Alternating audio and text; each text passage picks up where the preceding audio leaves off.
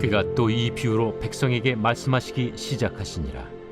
한 사람이 포도원을 만들어 농부들에게 세로 주고 타국에 가서 오래 있다가 때가 이르매 포도원 소출 얼마를 바치게 하려고 한 종을 농부들에게 보내니 농부들이 종을 몹시 때리고 거저 보내었거늘 다시 다른 종을 보내니 그도 몹시 때리고 능욕하고 거저 보내었거늘 다시 세 번째 종을 보내니 이 종도 상하게 하고 내쫓은지라.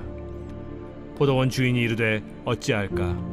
내 사랑하는 아들을 보내리니 그들이 혹 그는 존대하리라 하였더니 농부들이 그를 보고 서로 의논하여 이르되 이는 상속자니 죽이고 그 유산을 우리의 것으로 만들자 하고 포도원 밖에 내쫓아 죽였느니라. 그런즉 포도원 주인이 이 사람들을 어떻게 하겠느냐? 와서 그 농부들을 진멸하고 포도원을 다른 사람들에게 주리라. 그렇게 되지 말아지이다. 그들을 보시며 이르시되 그러면 기록된 바 건축자들의 버린 돌이 모퉁이의 머릿돌이 되었느니라 함이 어찌미냐? 무릇 이 돌 위에 떨어지는 자는 깨어지겠고 이 돌이 사람 위에 떨어지면 그를 가루로 만들어 흩으리라.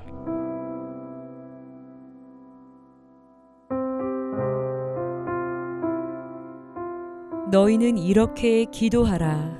하늘에 계신 우리 아버지, 아버지의 이름을 거룩하게 하시며 아버지의 나라가 오게 하시며.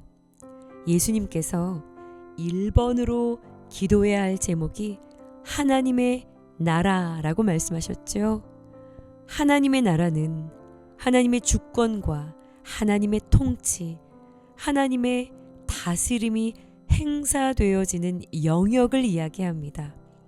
하나님의 나라는 예수님의 초림과 함께 이미 시작된 나라이고요. 예수님의 재림과 함께 완성될 나라입니다. 이미 시작되었지만 아직 완성되지는 않은 이 둘 사이에 끼어 있는 우리에게 주님은 먼저 그 나라를 구하라 하시며 이 나라를 우리에게 맡겨 주셨습니다. 우리는 찬양도 부르지요. 이곳에 임하신 하나님 나라 가난한 마음으로 바라보리라. 먼저 그 나라 그 뜻 구하며 나의 삶들이리. 이렇게 말이에요. 그런데 내 안에 임했고 또 우리에게 맡겨주신 이 하나님의 나라가 세워져 가고 확장되어지려고 할 때마다요, 이것을 방해하는 장애물과도 같은 것이 있습니다. 그것이 무엇일까요? 그것은 다름 아닌 여전히 하나님이 주인이심을 인정하지 못하는 완악한 나의 마음입니다. 하나님의 권위를 인정하지 못하는 나의 자아 말이에요. 어제 주일 설교 말씀을 기억하시죠? 예루살렘 성전에 입성하신 예수님이 종교 지도자들과의 갈등이 일어났어요. 최고조에 이르는 상황에서 이들이 예수님에게 던진 질문이 있었는데요. 이런 질문이었죠. 도대체 당신이 무슨 권위로 이런 일을 하는 거냐고. 네가 뭔데 성전에서 가르치고 장사하는 사람을 내쫓는 거야. 이런 이야기죠. 이 질문에 대해서 예수님은 대답을 하지 않으시고요. 세례 요한의 권위에 대해서 반문을 하시죠. 그러자 이 종교 지도자들도 대답을 회피해 버립니다. 그때요, 예수님께서 권위에 대한 대답을 하지 않으시고 바로 오늘 본문의 이 비유를 말씀해 주십니다. 한마디로 오늘의 이 본문이요, 이 예수님의 권위 논쟁에 대한 예수님의 대답인 겁니다. 이 비유의 내용은 여러분 잘 아시지요? 이런 내용입니다. 한 주인이 포도원을 만들어서요, 자신의 농부들에게 세를 주고 먼 나라에 가서 오랜 시간을 머무르다가 때가 이르러서 자신의 포도원에서 난 소출을 얻기 위해 자신의 종들을 농부들에게로 보냅니다. 그런데요, 이 농부들이 어떻게 합니까? 주인이 보낸 종들을 몹시 때리고 빈손으로 돌려보내지요. 주인이 어떻게 하나요? 다시 다른 종들을 보냅니다. 그런데요, 농부들은 어떻게 하나요? 그 종들도 또 때리고 모욕하고 빈손으로 쫓아냅니다. 그러니요, 주인이 또다시 어떻게 합니까?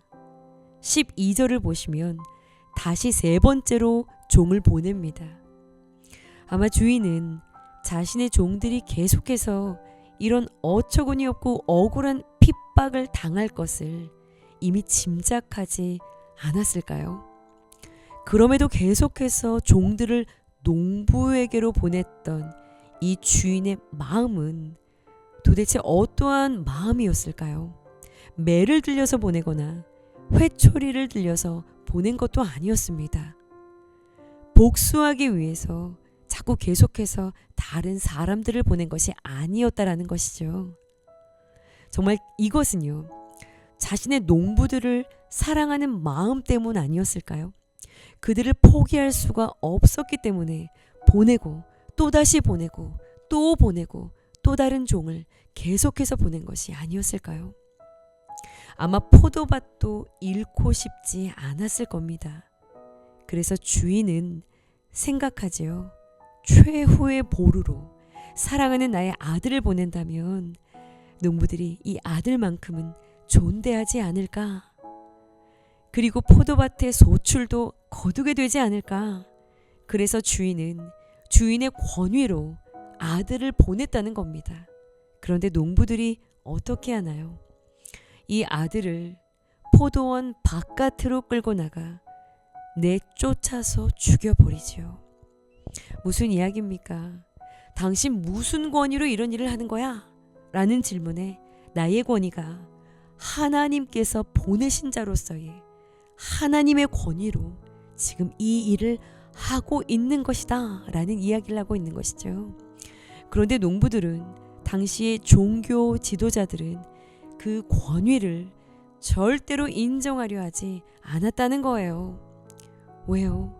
이들은 하나님 나라의 주인이 자신들이라고 생각했기 때문이지요. 내가 지금 이 권력을 쥐고 있는데 이 쌓아온 이것들이, 이 힘들게 쌓아온 이것들이 위협을 받고 있다라고 생각한 것이죠.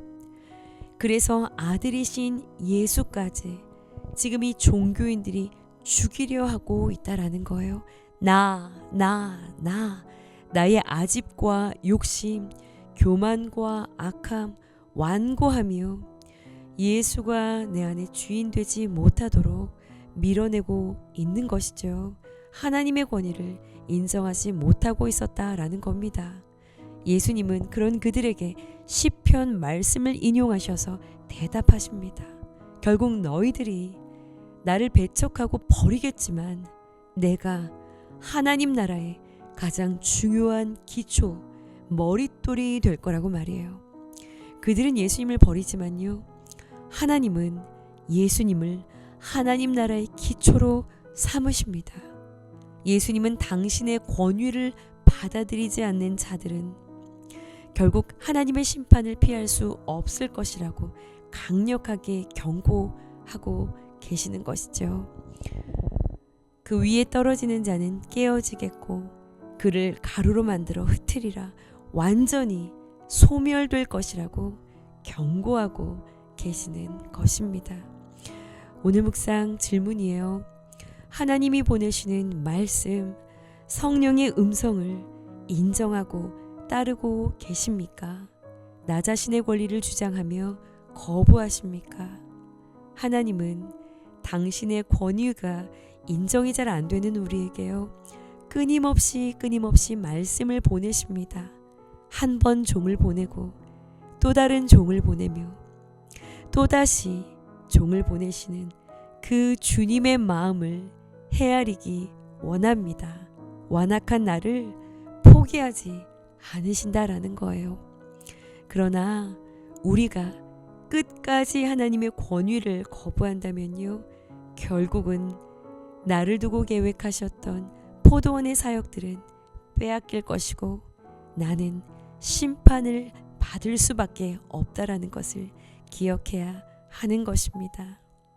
그리고 내가 고집을 부리느라 멈추어 있었던 이 하나님의 나라는요, 내 주변에 낮은 곳을 향해 멈추지 않고 흘러간다라는 것, 그들이 버린 예수님이 머릿돌이 친히 되어 주셔서 하나님의 구속 계획의 중심 되어 주시고 그를 따르는 모든 이들을 통해서 하나님의 나라는 멈추지 않고 확장되어져 간다라는 것을 우리는 기억해야 할 것입니다. 기도하시겠습니다. 끊임없이 당신의 종들을 보내어 말씀하셨던 것처럼 지금도 우리에게 여전히 말씀하고 계심을 믿습니다. 하지만 우리는 그 음성을 듣기보다 세상의 소리에, 나의 마음의 소리에 더 귀를 기울이며 살아갈 때가 얼마나 많은지요. 주님, 우리의 닫혀있는 귀를 열어주시고 완악한 우리의 마음을 깨뜨려 주시옵소서. 당신의 권위를 인정하며 온전히 순종하는 삶을 살게 하여 주옵소서. 하나님의 나라를 가로막지 않게 하시고 겸손히 낮아져 하나님의 뜻을 온전히 이루는 도구가 되게 하여 주옵소서. 예수님의 이름으로 감사하며 기도합니다. 아멘.